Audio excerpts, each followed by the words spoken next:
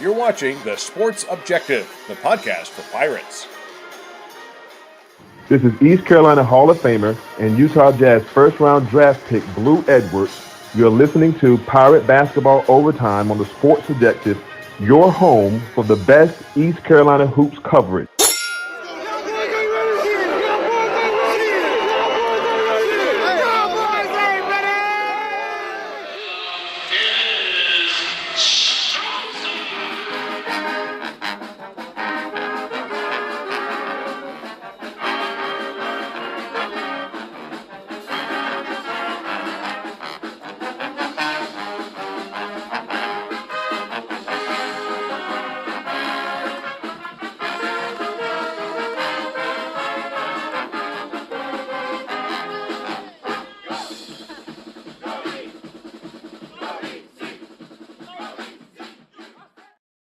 Welcome into the Pirate Basketball Overtime on the Sports Objective. Pirates get a big win yesterday, Williams Arena at Minges Coliseum. The Pirates win a big win over Campbell, 77-63. Let's bring in now Bubba Rosenbaum. What's up, dude? Not a whole lot, Dave. Just doing some things around the house this afternoon, but yeah, great weekend for the Pirates. You get a much needed, to say the least, win in football. But then, as you mentioned, the 77-63 win over Campbell, and it really wasn't that close. Pirates led by 25 on a couple of occasions there, not quite halfway through the second half, and pretty much maintained that lead. Campbell got it down to 11 in the final minute with just 52 or 53 seconds remaining. But it was a comfortable win, and it was largely, Anthony Del Orso that kept the Camels, somewhat in the game. And he had 35. You had R.J. Felton with a career-high 30 for the Pirates, and he also had 11 rebounds to post a double-double. Let's bring in from the great state, the Commonwealth, actually, of Connecticut, Matt Semenza. How are you, man? What's up, guys? From lovely New England. It's starting to get freezing up here. The temperature. The weather's changing. It's officially moved into winter. I'm actually getting ready to hopefully get the Christmas tree up maybe later in the week. So I get it up early. But anyway, good game yesterday. Really good performance. The game was never in question. I thought that East Carolina was clearly the superior team in every facet. I thought our depth showed. I thought our perimeter shooting looked much improved. And I think just overall, just a comfort level on the floor when you watch the guys we have, the personnel play together. They just look more cohesive and just look more comfortable on the floor together. No doubt. I was going to say Connecticut, where the taxes are high and the temperatures are low. So that's actually a great slogan. I need like a bumper sticker that says that. Well, you're my friend. You can take it. You can take it because you put up with both of those bad things. So you can definitely have it. I don't want either one of those. And I tell you what. By the way, those of you joining live, we have a double header as we have this time of year where we have basketball and football at the same time. So we'll have our Pirate football playback will be coming up right after the show. So those who are joining us now, stay tuned. We have Justin and Jessica, Justin Butts, Chuck. Appreciate y'all joining us here for the Pirate Basketball Overtime. JR, what's up, brother? Appreciate you joining us. And guys, Bubba and Matt, I was really happy with this team because, first of all, by the way, got a chance to sit in my new seats for the first time, and I'm at the corner there, not close to this end, but it's actually, I can't do it with my finger the way I want it to, but it's the far end from where I'm perched up here in Williams Arena. But anyway, the seats are fabulous. They did a great job with those, and I know Bubba and I were talking about in the green room. If you bought the seats, please come on down. Yeah, Justin Butt says, Dave, come on down courtside. All right. So, but yeah, you're right. I'm in the seats, in the purple seats, and you're on the cross. I guess, Justin, you're across the way where radio and television is on that side of. I'm right behind the opposing bench. So it was a great win. And I tell you what, it seems like that we have a great rivalry, Matt and Bubba, with Campbell. But there was no question with this team. It just felt like with having the second year for Coach Schwartz, this team was very, very, the chemistry. I don't know if you guys thought it, but the chemistry is top notch with this team. I'm really happy to see guys playing together. Defense is there.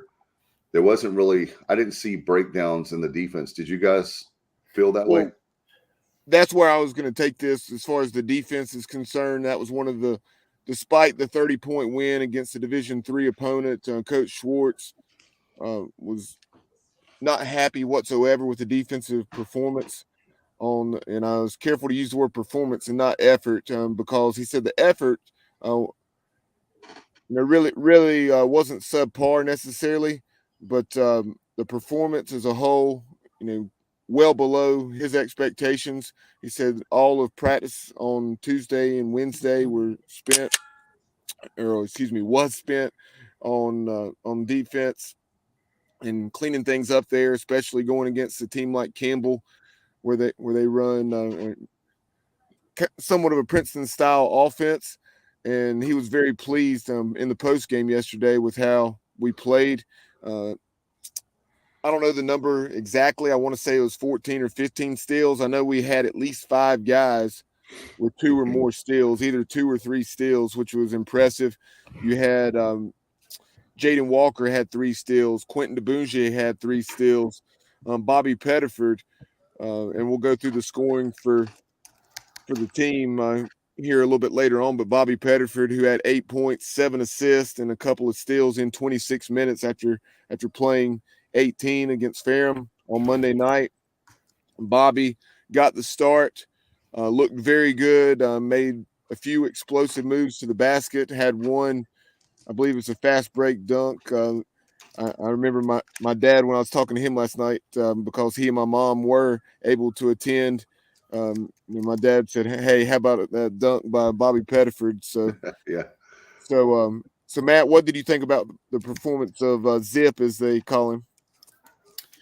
I thought he looked sharp. I thought he had some nice explosive moves to the basket, and I think he looks to facilitate the offense. He's a very unselfish player based on the limited action that I've seen. You get a lot of shoot first point guards these days. He looks like the type of point guard that likes to facilitate, get everybody involved, and then get his shots up when they're available. But I think he's only going to continue to improve and get healthier. He's obviously been dealing with this hamstring now for the last month or so.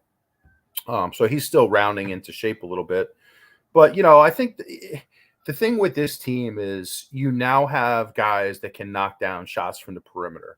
We do a lot of, pick and pop and a lot of perimeter screens with Brandon Johnson. I mean, he's essentially, when he's on the floor with Edra, just based off size, Brandon Johnson he's really the 5. He plays like a stretch 5. You put him out on the perimeter and he creates matchup problems for people where he can step away from the basket and spread the floor a little bit. But, I think overall, really good performance. I think that Campbell essentially had one guy, Del Orso, if I'm saying his name properly. I think that's how you say it. Correct. Del Orso, Anthony Del Orso, from I want to say it's Melbourne, Australia.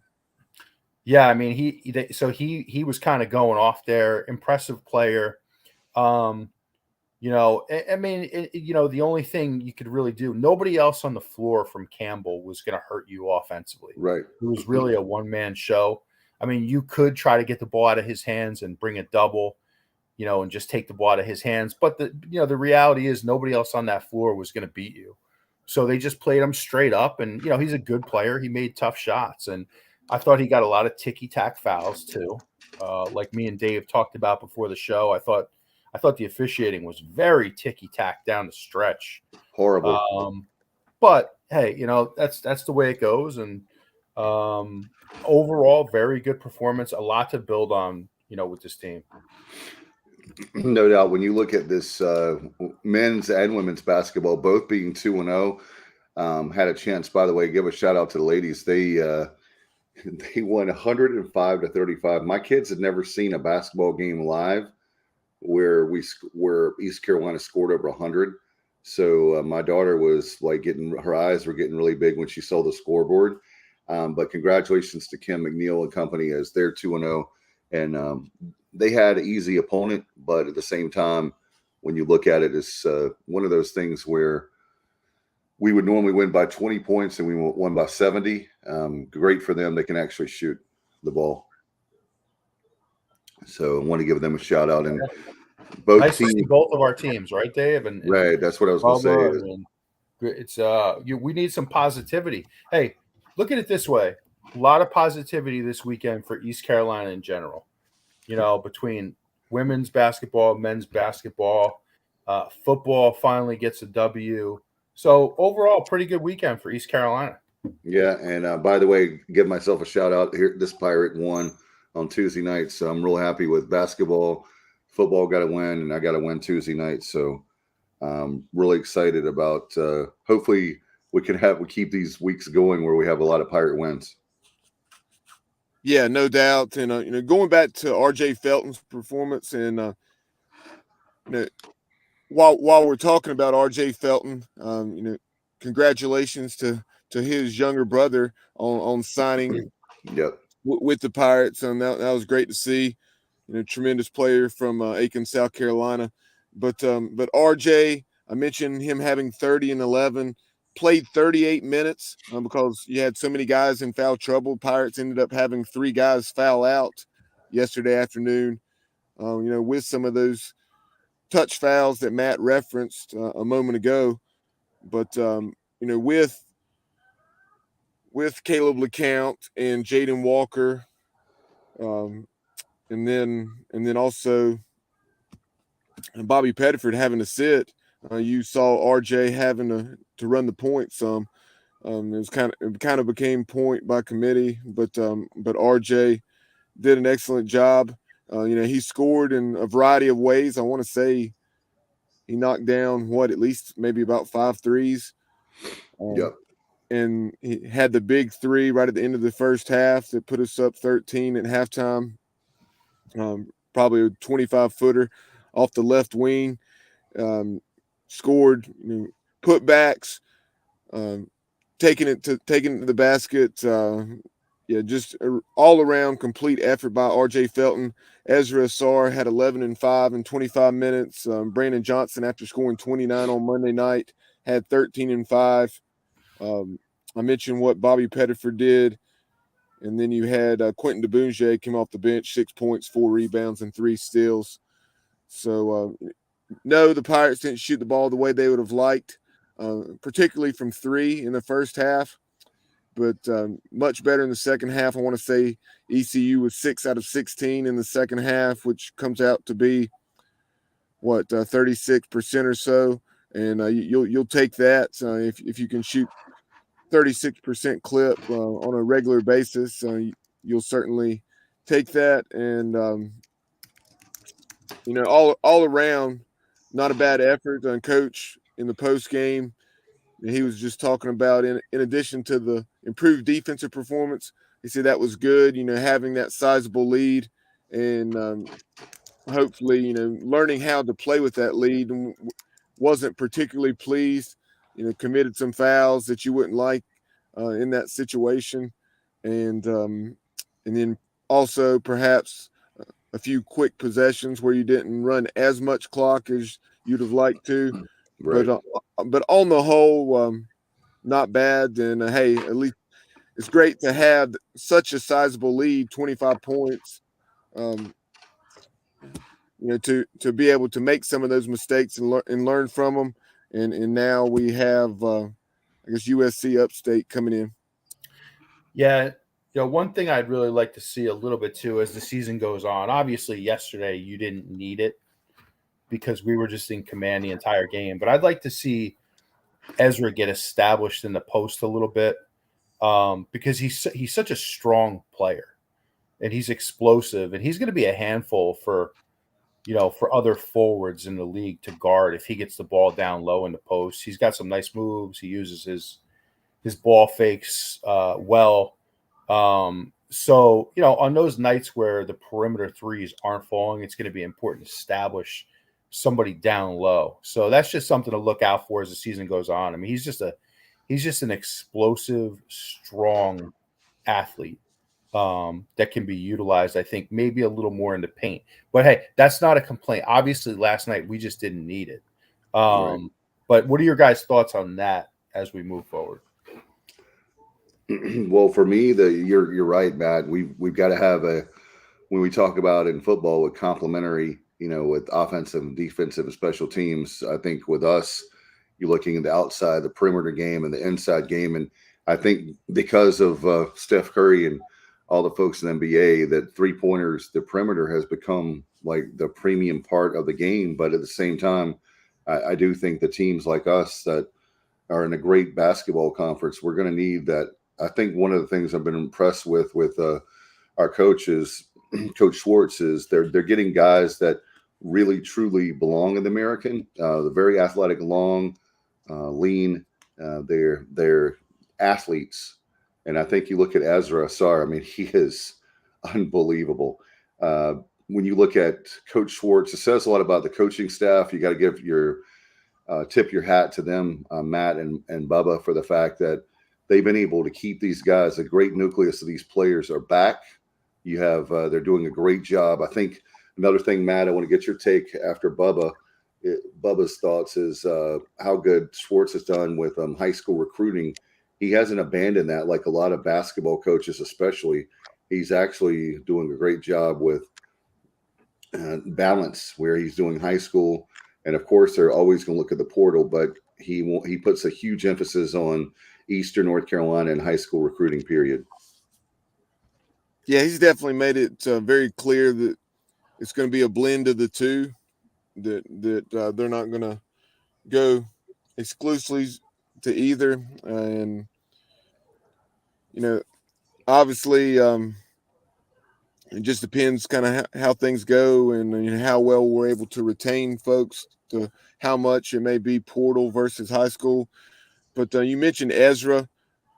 What about that play he made? I want to say it was fairly early on in the game where he took it 90 feet, just showing the way he can handle the basketball, went behind his back about the free throw line. And that was a tremendous display of athleticism and his abilities. And then another point of emphasis that I meant to mention is this is something that Coach Schwartz highlighted in the post game. The rebounding, in addition to the defensive effort against Ferrum, left a lot to be desired. The Pirates allowed a much smaller team in Ferrum to have, I want to say, is double digits offensive rebounds. Yesterday, Campbell had 2. East Carolina out-rebounded Campbell 12-2 on the offensive rebound side of things, and that was awesome to see. Yeah, much better effort in that regard, and overall, just a really good team performance. Just to go back to something that Dave mentioned a few minutes ago, when you look at this team, physically, athletically, shooting wise, this is the most impressive team we've had in a while, in my opinion. What I really like is, there's 4 or 5 guys that can really score the basketball. And, you look at like Campbell last night, they really have one guy that can hurt you. One horse. I mean, so you have some depth there, and that is a huge factor. I mean, last night Felton went off. You saw in game 1, it was Brandon Johnson. Ezra's going to have big nights. Pettiford is going to have big nights. You're going to see big nights from Walker. I mean, there's a lot of guys who can beat you, and that's what I like. Like I think the best teams have multiple guys that can knock down shots, that can beat you defensively, and you really see that. And I don't think I'm overstating it. I know we obviously just played 2. We played a D3 and then Campbell, who's okay, but I don't think it's too early to say that this is an impressive team, and this is going to be a fun year to watch. I think. I mean, I'm more excited about this team than any other team I can recall. For ECU.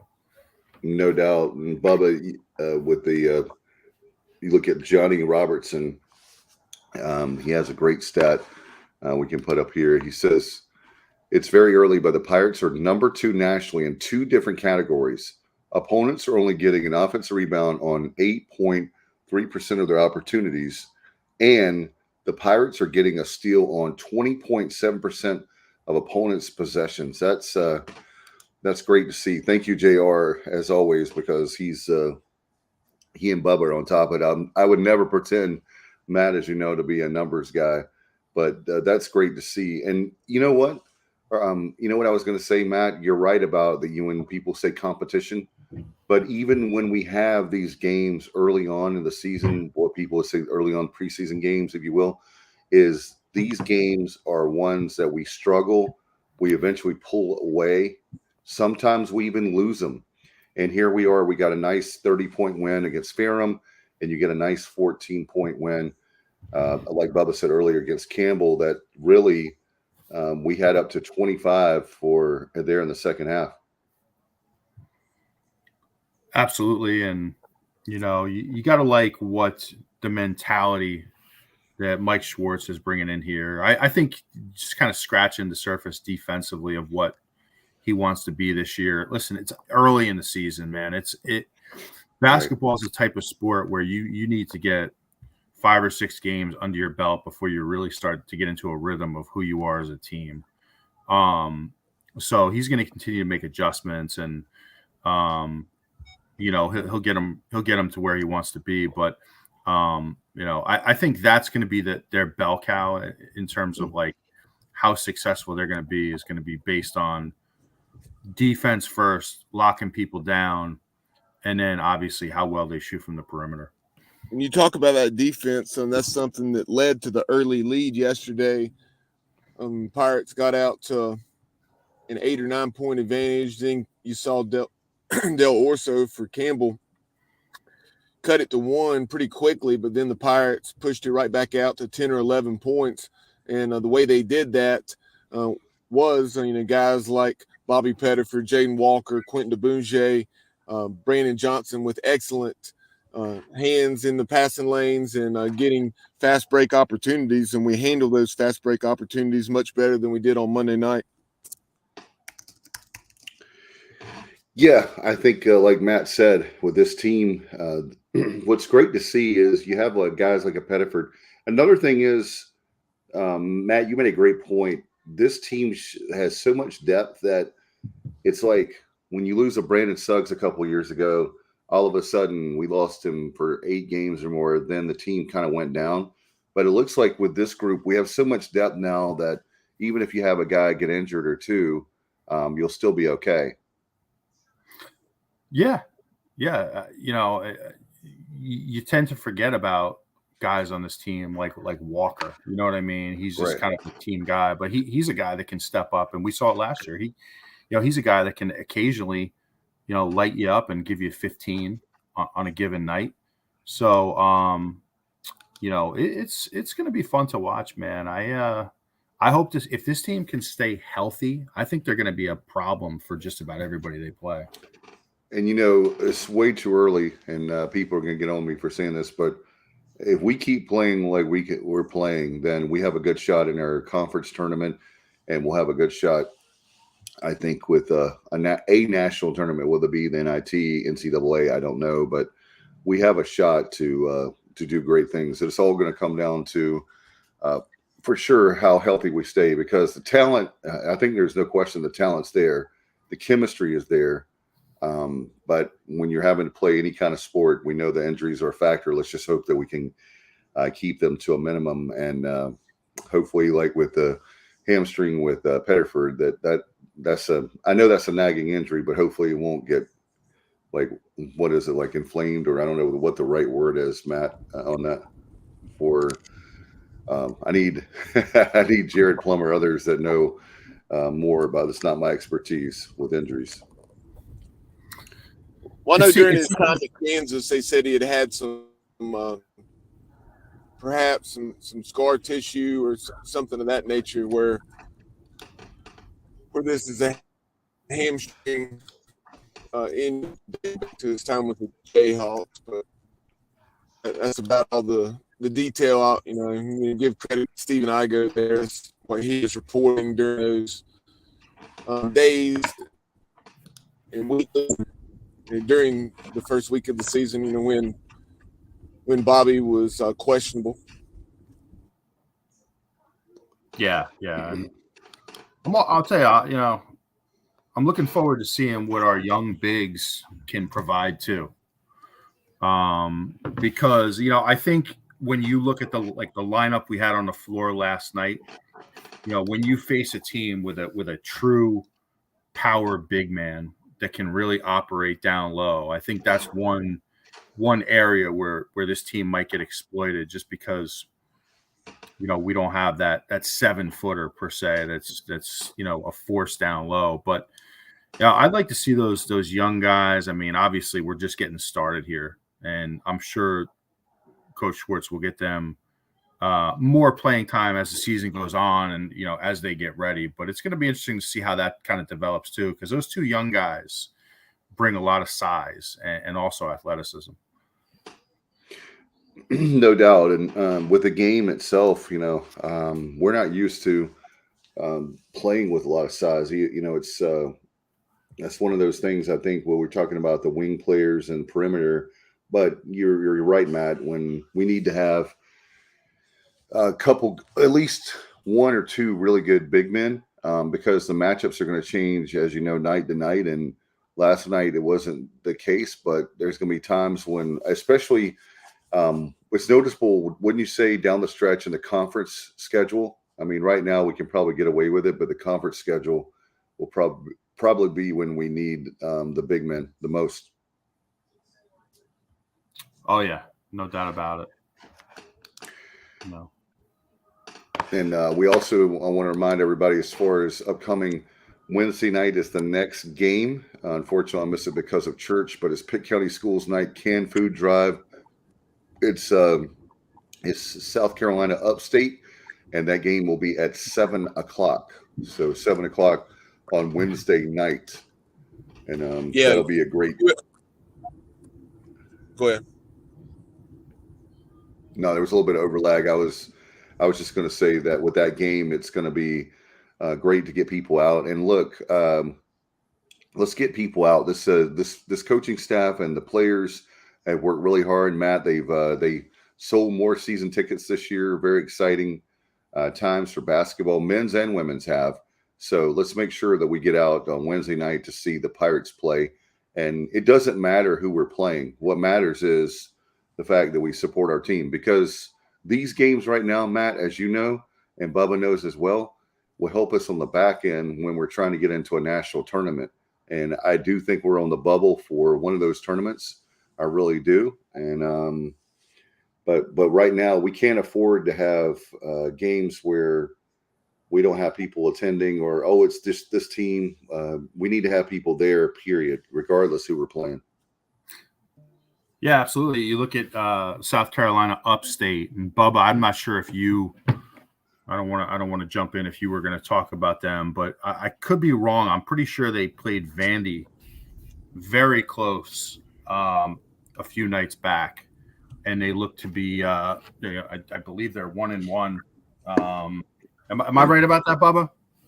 They did play Vandy very competitively. I want to say led at halftime by a couple buckets, and then Vandy ended up winning maybe by 6 or 7. And I know they had gotten beat in the opener by probably 25-30, but I want to say it's 82-53 perhaps by South Carolina. But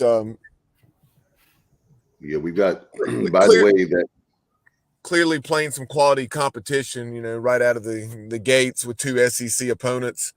And they we'll play Saturday. I just saw by the way, Matt, your favorite, I was going to say network, your favorite conference, the Big Ten, they have the package they have on Peacock for basketball. And Upstate is playing Minnesota. I believe it's on Saturday. So Saturday afternoon, maybe. Yeah, they have played it. I mean, they like Bubba mentioned, they lost to South Carolina by 29 in their opener. Then they lost to Vandy by only 7. They won by about, I don't know, 60 here over Carolina. I'm not sure exactly who this is. It says Carolina. So yeah, obviously ECU and then Minnesota. So they're definitely playing some competitive teams here. No doubt, and that's going to be a great matchup as we're looking forward to a success. In fact, we need to get people there. By the way, ECUPirates.com. You can go there, or you can call 1-800-DIAL-ECU. I know that I believe Elliot was asking about tickets. Their face value is at $20, Bubba, off the top of my head. Yeah, that's correct. And all right, we got the fight song. We got the fight song going. ECU victory. Yeah, that's correct as far as the ticket price is concerned. And in Carolina, as you referred to, obviously it's we're not talking about UNCCH, as I like to say. No, but Carolina University, I believe it's called, is small Christian school based out of Winston-Salem, if I'm not mistaken. It's never heard of them. Yeah, so I've heard of them, but I did not realize that USC Upstate had played that game or exhibition, whichever. What was the date of the game, Matt? Let me run it back here. Was that after Vandy? That was after Vandy. So they played this game. Let's see. Weekend? It was this weekend at some point. Okay. It might have been today, actually. It might have been today. It looks like. Gotcha. So, yeah. I mean, and they won that game by 60. So, not much to take from that game. None of us have ever heard of. I'm from North Carolina, and I've never heard of Carolina University. Like, what in the heck? Speaking of USC Upstate and in wide margins, the women, they played USC Upstate on Thursday night. Oh, man. After defeating Elon 68-37 in the opener, in which they had an excellent defensive performance, but not particularly good on the offensive end, just shooting 30% or so against the Phoenix. Pirates bounced back in a big way offensively, shot in excess of 50%. I want to say 53 or 54%. Against the Spartans, and they defeated USC Upstate 105-35. That is that was impressive. Biggest win, I think, Bubba, since 2011. Off the top of you're the numbers guy, JR. Maybe JR knows, but I think it's the biggest. I wasn't sure about the margin, but I would have thought at least that long, if not longer. Yeah, and then as far as scoring 100 points, it's the first time that the Lady Pirates have scored 100 points since 2017. Yeah, it's been great to see that, and Kim McNeil has had great, Matt, great defensive teams, and it's exciting about that to see steals and all that layups. But they just, she'll tell you they were struggling as far as shooting. And they've gone out, and I'm telling you, man, between the transfer portal and recruiting, good gracious, they've got an exciting brand of football, basketball. And if you get a chance, see them in person, but if not, they're on ESPN Plus. And I was just happy for her and the staff. And there's a lot of great ladies on that team that they've worked really, really hard. They're putting a lot of hours and effort into it. So good to see them do well. And I think, Matt, they're finished second in the league, and USF is always strong in women's basketball. But don't be surprised if we see some epic games, including, Matt, you need to come down. I think, is that game with Dawn Staley in South Carolina? Is that December 30th? It's the end of the year, I believe, but that's going to be a huge basketball game. And we need a lot of Pirates to come out to that game. Not only because it's a national power of South Carolina, but that would be great for our program to see. I think our ladies will play a lot better than most people would give us credit. Yeah, no doubt they have it going in the right direction. Sorry, I had a little lag there, Okay, but no worries. absolutely. And yeah, I am definitely hoping to get down for a few games here as the season heats up a little bit, man. I'm looking forward to seeing the updates in the stadium, the new seating, the new lights, all that. So The seats are just, man, the seats give John Gilbert and company credit on the seats. I think the seats are excellent. And my daughter Mackenzie went with me yesterday, and she was so excited that we have the seats that close. I mean, it's so crazy, but guys, you can hear the players talk to each other. And I've never had that even before. I don't know what it is, but now that our seats are great. And I'm not as great as you are to have courtside, but it's pretty dang close. I think we're on row C. So it's like not end zone, but it's like corner, right, but close to the end zone. So a lot of fun, and looking forward to. We're going to ready to talk football here in a minute with the Pirate football playback. So if you're watching live, we'll have that for you in the matter of minutes. And Justin says, laughing out loud, hey, wherever you can sit, it's loud. We need a lot of people. And guys, that was one of the things, Bubba, as well as I do, when that place, you get 3,000-4,000 even. But if you get that place sold out or a lot of people, it is so hard, Matt. I don't know how many games you've been to at Williams Arena, but you get a lot of people in there and the place is so loud, and the fans are right there on the court where it creates a great atmosphere. It's really, really hard to hear there. Justin makes a great point, by the way. He says the students have impressed me. Absolutely. Hey, Matt, they are sold out on student tickets for these games. It's just great to see that they're really coming out and supporting this group, and that's only going to be better as the season goes on. yeah, that's awesome. And just pulling up the upcoming schedule here, Dave. Just taking a look at what we have coming up here. You have some games definitely to get excited about. Like I think we mentioned South Carolina on December 9th. That's one. Obviously, Florida on the road, December 14th. But and then we have Florida Atlantic guys coming in here. That's another interesting one to get excited. We go to Boca Raton. Unfortunately, we don't get them in Minges this year. Correct. You are right. I just pulled that up. That's unfortunate. We do have South Carolina. We do have South Carolina coming up, and that'll be December 9th. And then we have the Town Bank Holiday Classic around Thanksgiving. That's going to be a lot of fun. So we'll have that. It's a multi-team event, so MTE, and we play. I know Sunday the 19th we'll play. And Tuesday, is that right? Is it just 2 games for us, Bubba? No, it's 3. 3. Okay, 3 games. We play Northeastern on Sunday. I believe that's a 2:00 tip-off. That's correct. And then you also have Kennesaw State and Georgia Southern. It's Sunday, Monday, Tuesday. There you go. Sunday, Monday, Tuesday. Yep. And so that will be a unique experience hosting a MTE multi-team event at Williams Arena Minges Coliseum. And obviously you got the football game on Saturday against Navy, and then Pirate basketball Sunday, Monday, Tuesday. So hopefully fans will get out and support that. And great opportunity to get off to an excellent start. We should, if we do what we can do and play the way we can play, carry a 3-0 record into Sunday afternoon against Northeastern.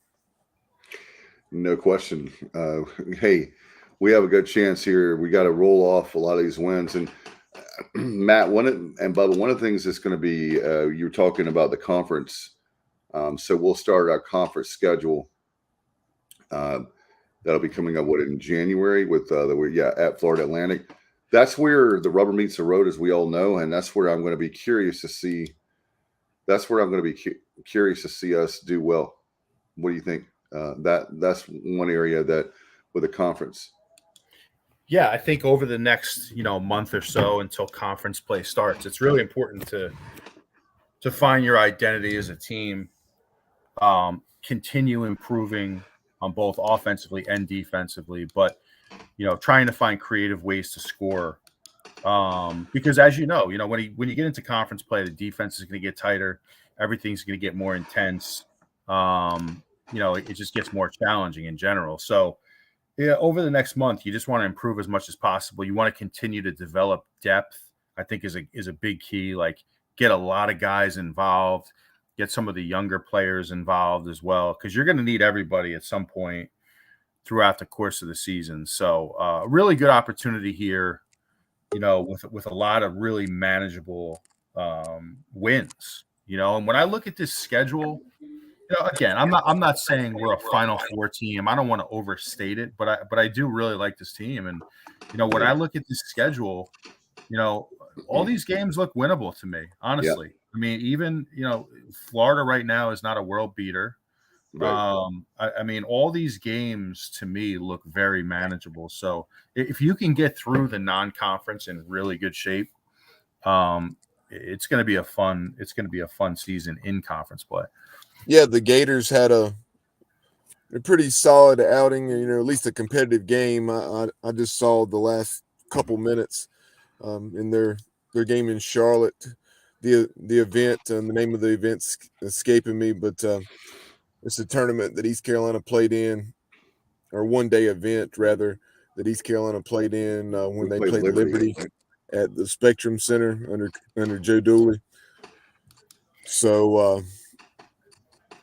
they had a competitive game, lost by 3 points. I want to say it's 73-70 to Tony Bennett and UVA. Came down to the wire, as you would guess, with that score, and a very entertaining game.